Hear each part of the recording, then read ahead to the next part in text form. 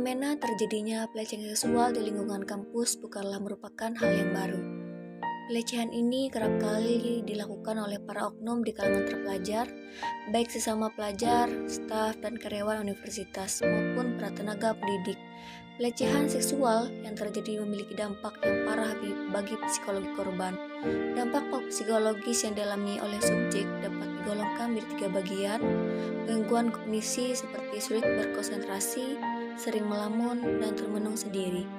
Kasus pelecehan seksual ini masih terus terjadi karena minimnya jumlah korban yang berani untuk bersuara dan melapor.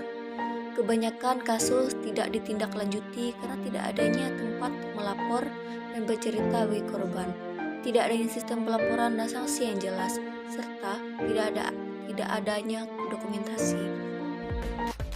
Hai, sebelum memasuki pembahasan mengenai maraknya pelecehan seksual di lingkungan universitas, izinkan saya memperkenalkan diri terlebih dahulu. Assalamualaikum warahmatullahi wabarakatuh. Hai semua, perkenalkan nama saya Aulia Safara. Saya dari kelas A dengan NIM 203010702013. Video ini dibuat untuk memenuhi tugas komunikasi publik dengan membahas isu-isu yang terjadi sekarang. Di sini saya mengambil kasus maraknya pelecehan seksual di lingkungan universitas. Tonton sampai habis ya, selamat menonton. Kasus pelecehan seksual telah yang terjadi tanpa mengenal tempat dan waktu. Bahkan dia seharusnya merupakan tempat yang aman, namun begitu menjadi tempat yang mengerikan. Tindak pelecehan seksual tidak pandang bulu, baik siapa yang berisiko menjadi korban maupun siapa yang menjadi pelaku. Di institusi pendidikan tinggi, kasus pelecehan seksual bahkan ada indikasi belakangan ini makin marak. Pelecehan seksual memang tidak bisa 100% hilang, akan tetapi dapat dilakukan tindakan pencegahan dengan melakukan beberapa hal seperti melakukan edukasi seks kepada baik laki-laki maupun perempuan, karena dengan begitu pelecehan seksual dapat berkurang. Kemudian, memilih lingkaran pergaulan yang sehat. Jangan menunjukkan respon kepada seseorang yang melakukan pelecehan seksual dengan cara yang sama.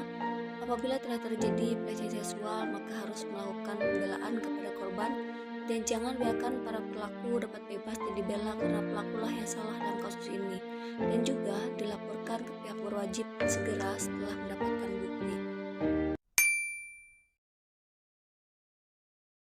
Dalam rangka menangani makin maraknya kasus pelecehan seksual di lembaga pendidikan tinggi, belum lama ini telah dikeluarkan Peraturan Menteri Pendidikan, Kebudayaan, Riset dan Teknologi Nomor 30 Tahun 2021 tentang pencegahan dan penanganan kekerasan seksual di lingkungan perguruan tinggi.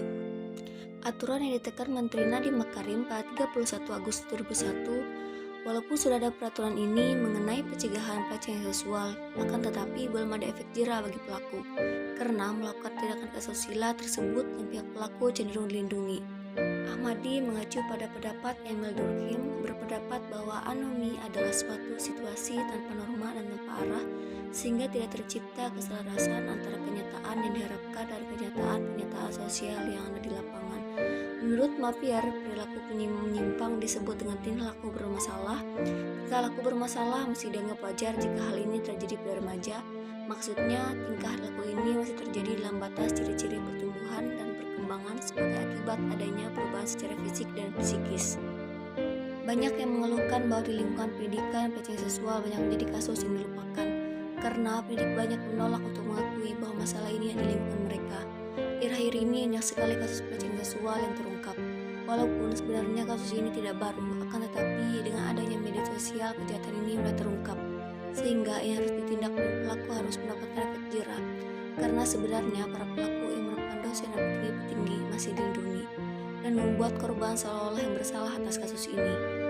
Pelecehan seksual dapat terjadi dimanapun dan kapanpun.